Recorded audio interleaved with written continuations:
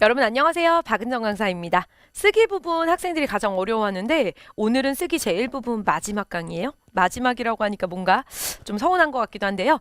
오늘 배울 부분은 존재를 나타내는 요자문입니다. 우리가 요라고 하면 내가 소유를 보통 생각해요. 나는 여자친구 있어. 나 돈 많이 가지고 있어. 나는 책 5권을 가지고 있어.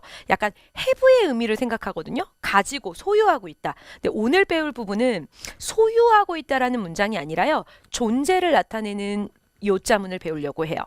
어떤 거냐면 장소와 시간이 주어가 되는 거예요.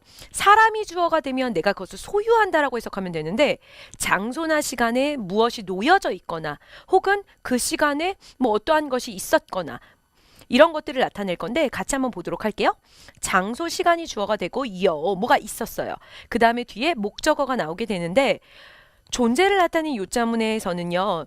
항상 그런 건 아닌데 목적어 앞에 관형어를 보여주는 경우가 많아요. 그래서 장소, 시간, 요, 관형어, 목적어는 뭐뭐에 무엇이 있다라는 존재를 나타낸다 라고 되어져 있고요. 문제를 통해서 바로 한번 설명해 드릴 건데요. 단어 한번 살펴보도록 할게요. 슈, 네, 슈자는 책이고요. 쭈어즈, 테이블, 책상, 샹, 뭐뭐 위라는 방위사가 되죠. 이 어휘들은 어렵지 않을 것 같아요. 그래서 쭈어즈 자주 나오니까 여러분 생각해 주시면 되고요. 문제 바로 한번 먼저 풀어볼게요. 설명을 너무 길게 해도 잘 이해가 되지 않으니까 문장을 통해서 보는 게 가장 쉬운 것 같아요. 슈, 책이에요. 여 있다. 很多, 매우 많은. 桌子上, 테이블 위에요. 그럼 여러분 하고 싶은 말이 뭐예요? 책 있다. 많은 테이블 위. 이건 아닐 거 아니에요? 우리말로 해석을 했을 때 아주 자연스럽게 테이블 위에 많은 책이 있어. 이거예요. 그쵸? 그래서 뭐가 주어가 된다? 장소가 주어가 되고 요를 중심으로 무엇이 놓여져 있다는 거예요. 桌子上有 이거예요. 요를 수어로 항상 수어를 먼저 잡으니까 잡아놓고요.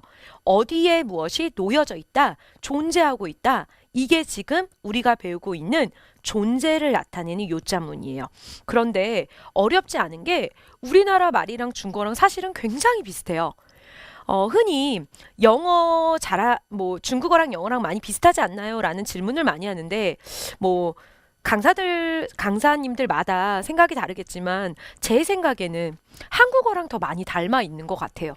네, 같은 동양권이라서 그런지 또 우리나라가 한자 영향을 많이 받아서 그런지 우리도 이런 말을 정말 많이 씁니다. 테이블 위에 책 많이 놓여져 있더라.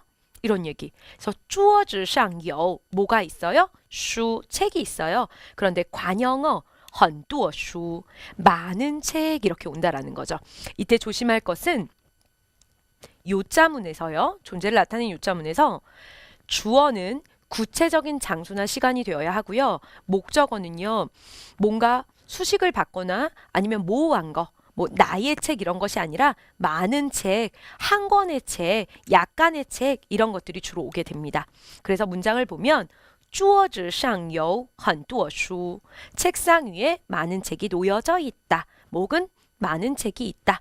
장소나 시간에 무엇이 존재하고 있는 것을 나타내는 문장을 존재를 나타내는 요자문이라고 한다라는 거 기억하시면 되고요.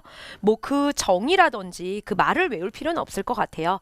여러분들이 어휘를 줬을 때 문장만 정확하게 만들 수 있다면 그러면 메이원티 전혀 문제 없습니다.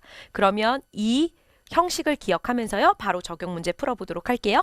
먼저 어휘부터 살펴볼게요. 완상, 완상이라고 하면 저녁이라는 명사가 되고 위에량, 그럼 달이 되고요. 찐티엔 오늘이에요. 그러면 위에량이라는 단어만 빼고는 나머지는 조금 익숙할 것 같고요. 이 어휘들 가지고 살펴보도록 하겠습니다. 이때요. 완상, 저녁, 위에량, 달, 찐티엔 오늘. 네, 우리가 전략 케이스 이제 설명할 때 나왔던 문장에서는 장소가 주어가 됐었어요. 근데 지금 같은 경우는 뭐가 주어가 되는 거죠? 그렇죠.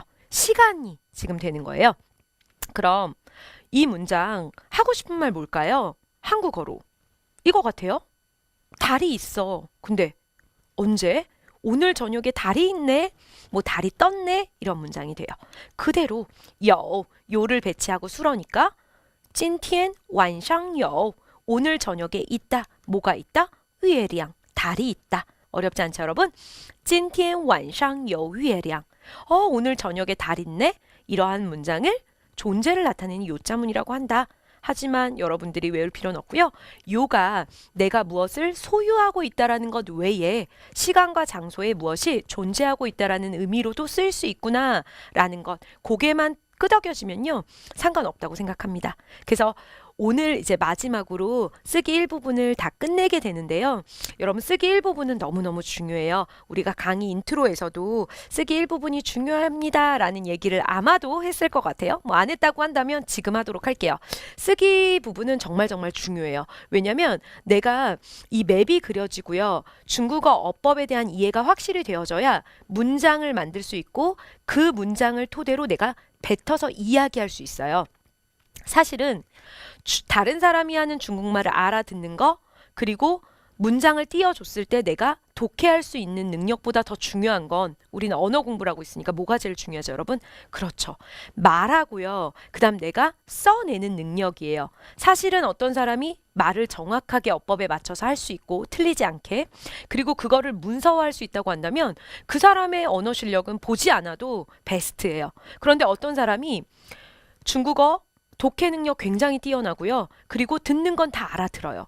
그렇다고 하더라도 이 사람의 진정한 중국어 실력이 어떠냐? 그거는 잘 모를 수 있어요. 우리가 이제 뭐 많은 사람 안 그렇겠지만 저를 예를 들면 영어가 그랬던 것 같아요.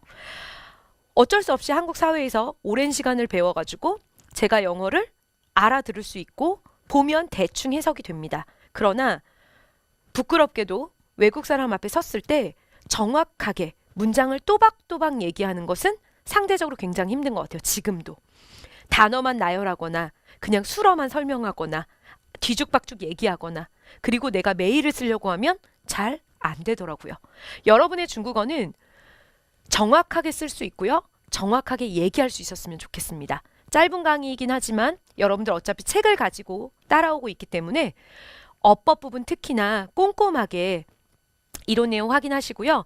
해설도 꼼꼼하게 달려고 노력을 했거든요. 이 책은. 그래서 해설 꼼꼼하게 보시면서요. 아, 이래서 이렇게 위치해야 되는구나 라는 것 정확하게 인지하셨으면 좋겠어요.